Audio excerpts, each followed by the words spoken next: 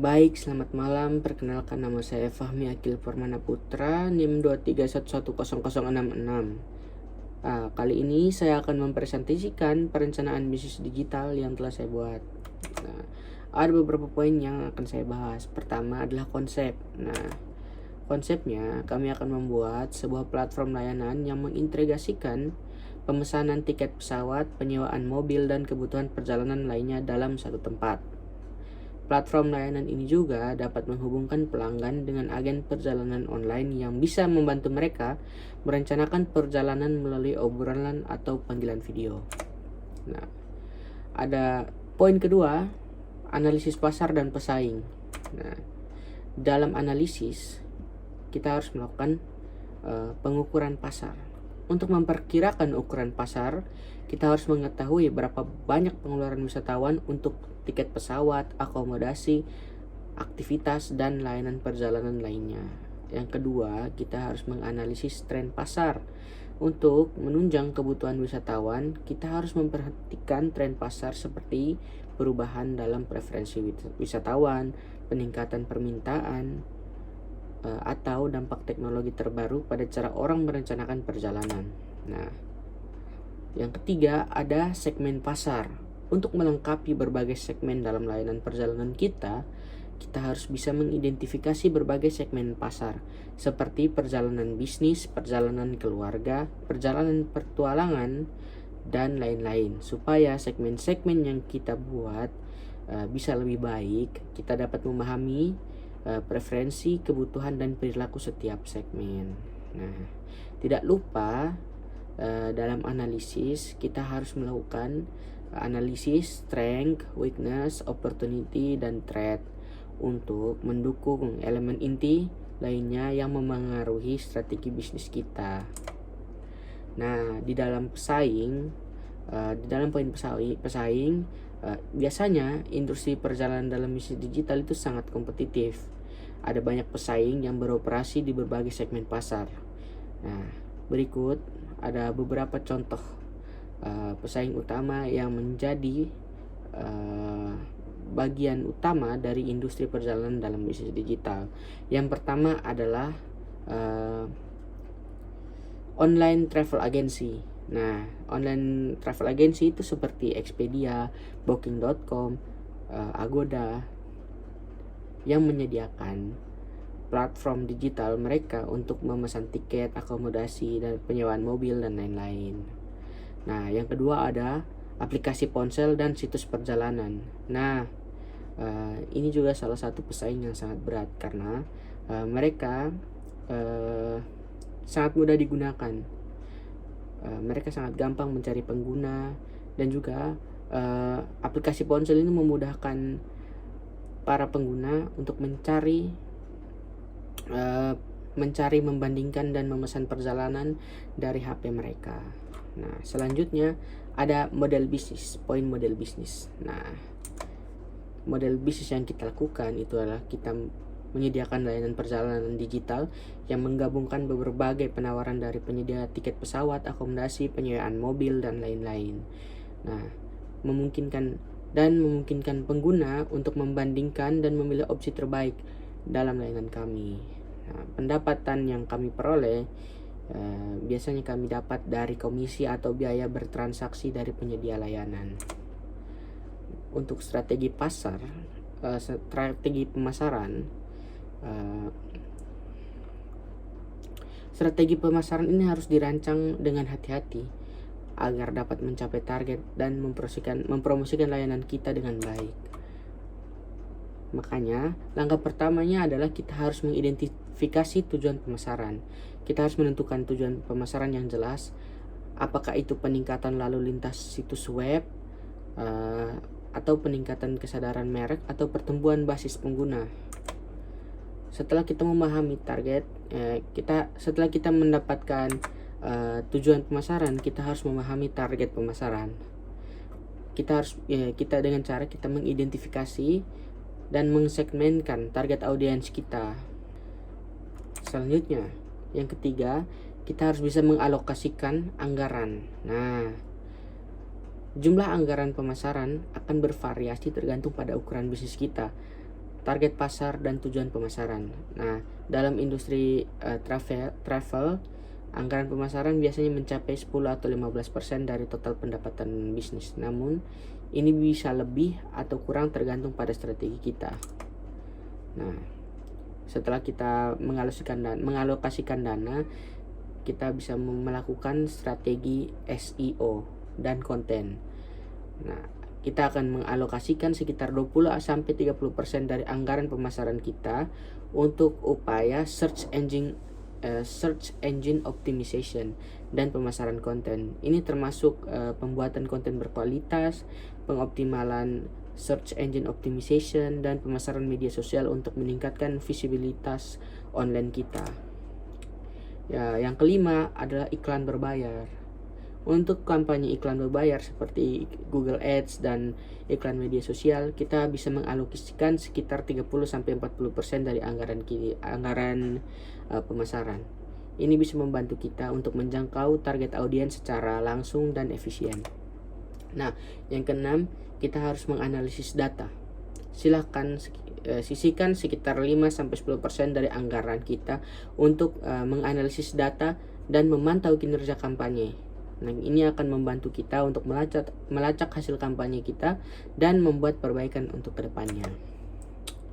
Yang ketujuh, kita bisa melakukan program loyalty dan promosi. Kita mengalokasikan 10% dari anggaran kita untuk program loyalitas pelanggan dan promosi. Ini dapat digunakan untuk menawarkan diskon atau insentif kepada pelanggan setia dan pelanggan yang merujuk. Yang kedelapan, kita harus menguji dan mengoptimalisasi. Sisihkan sekitar 5% dari anggaran untuk uji dan optimalisasi kampanye kita. Ini memungkinkan kita untuk menyesuaikan strategi berdasarkan hasil yang kita peroleh. Nah, selanjutnya kita ada poin target audience. Nah, dalam proyek ini kami ingin menargetkan beberapa segmen target audience seperti corporate travelers, international travelers, leisure travelers, family travelers, adventure travelers, solo travelers, budget travelers, dan masih banyak lagi. Untuk mencapai target yang kami inginkan, kami akan mengembangkan strategi pemasaran untuk bisnis layanan perjalanan dalam bisnis digital melalui strategi pemasaran yang sudah kami paparkan sebelumnya. Baik, selanjutnya adalah implementasi. Nah, implementasi ini adalah cara kita untuk melancarkan rencana-rencana yang sudah kita siapkan. Nah, pertama kita harus melakukan pendefinisian tujuan dan key performance indicator. Nah, di tahap pertama ini kita harus memastikan bahwa semua anggota tim memahami dengan jelas tujuan bisnis dan KPI yang akan digunakan untuk mengukur kesuksesan. KPI ini dapat meliputi lalu lintas situs web, konversi, retensi pelanggan, atau nilai transaksi rata-rata.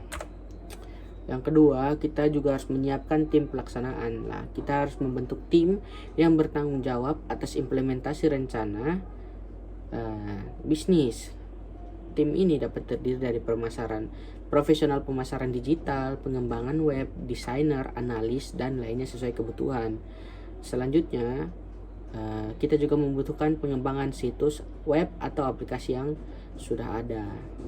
Nah, untuk mengembangkan situs web ini atau aplikasi, kita harus memastikan bahwa web kita sudah dinavigasi, responsif, dan menyediakan pengalaman yang baik untuk pengguna. Yang selanjutnya kita harus mengoptimasi search engine dan pemasaran konten. Nah, lakukan optimasi SEO pada situs web kita untuk memastikan bahwa konten yang sudah kita buat mudah ditemukan oleh mesin pencari. Selanjutnya adalah kita melakukan pemasaran berbayar, paid advertising. Nah, kita memulai kampanye iklan berbayar di platform sesuai seperti Google Ads, Facebook Ads, atau platform iklan lainnya yang relevan dengan audiens kita. Setelah semua itu, kita harus melakukan pengukuran kinerja dan analisis data.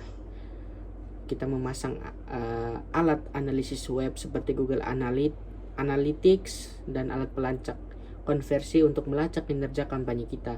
Nah, kita melakukan analisis data secara berkala untuk mengidentifikasi apa sudah bekerja atau tidak. Nah, selanjutnya kita harus melakukan optimasi berkelanjutan. berdasarkan hasil analisis data, kita harus melakukan perbaikan dan optimalisasi terus-menerus. Ini dapat melibatkan perbaikan tampilan situs web, peningkatan kata kunci, atau penyesuaian kampanye iklan agar kedepannya bisnis kita dapat berjalan dengan lebih baik. Nah, selanjutnya adalah roadmap kita selama ini. Nah, di tahun pertama itu kan kita melakukan pendirian dan peluncuran. Di kuartal pertama kita melakukan perencanaan awal. Kita mengidentifikasi pasar dan kita meninjau rencana bisnis dan anggaran. Lalu kita juga merekrut tim inti. Di kuartal kedua kita melakukan pengembangan platform. Kita membangun situs web atau aplikasi untuk bisnis travel kita. Yang kedua, kita melakukan optimasi search engine optimizer dan pengembangan konten. Lalu kita mendaftar domain dan hosting untuk web perjalanan kita. Di kuartal ketiga kita melakukan persiapan pemasaran. Nah, kita membuat strategi pemasaran, terus kita mendaftarkan bisnis kita di platform media sosial, lalu menyiapkan materi pemasaran dan konten. Di kuartal keempat kita melakukan peluncuran. Nah, kita meluncurkan situs web kita atau aplikasi perjalanan kita, terus kita mengaktifkan kampanye pemasaran dan juga membangun basis pelanggan awal. Nah, di tahun kedua di saat itulah terjadi pertumbuhan dan pengembangan. Nah, di kuartal tahun kedua ini kita fokus pada SEO dan konten. Nah, kita terus-menerus mengoptimasi SEO untuk situs web kita. Terus kita meningkatkan produksi konten yang bermanfaat dan relevan. Lalu kita mulai mendapatkan peringkat di hasil mesin pencari. Lalu di kuartal kedua, kita melakukan ekspansi akomodasi dan layanan. Nah, kita memperluas portofolio akomodasi dan layanan perjalanan kita. Lalu kita membangun kemitraan dengan penyedia terkait. Di kuartal ketiga, kita melakukan perluasan pasar. Nah, kita melakukan pertimbangan ekspansi. Kita melakukan pertimbangan ekspansi ke pasar baru atau destinasi tambahan. Lalu kita membuat strategi pemasaran khusus untuk pasar baru yang kita buat. Nah, dalam kuartal ketiga juga kita melakukan penelitian tentang kebutuhan pelanggan lokal. Lalu di kuartal keempat, kita meningkatkan retensi pelanggan. Kita memulai program loyalitas pelanggan seperti diskon dan lain-lain. Lalu kita melakukan retensi pelanggan melalui email marketing dan komunikasi terpersonal. Nah, di tahun ketiga kita melakukan optimalisasi dan skala bisnis. Di kuartal pertama kita melakukan pemasaran berbayar. Nah, kita melanjutkan kampanye pemasaran sebelumnya yang sukses. Lalu kita meninjau dan memperbaiki strategi iklan berbayar. Di kuartal kedua kita melakukan ekspansi global. Kita mempertimbangkan ekspansi internasional jika sesuai dengan rencana bisnis kita. Lalu kita memperhatikan peraturan dan kemitraan internasional. Di kuartal ketiga kita melakukan kemitraan dan afiliasi. Kita membangun kemitraan dengan penyedia layanan. Kita melakukan kemitraan dengan penyedia perjalanan, maskapai, penerbangan, dan hotel-hotel. Lalu kita mengaktifkan program afiliasi untuk meningkatkan arus pengunjung. Di kuartal keempat, kita melakukan inovasi dan pengembangan produk, seperti mempertimbangkan pengembangan layanan baru atau fitur yang inovatif. Lalu kita meningkatkan pengalaman pengguna di situs web atau aplikasi kita. Nah, ya sekian presentasi saya. Terima kasih banyak.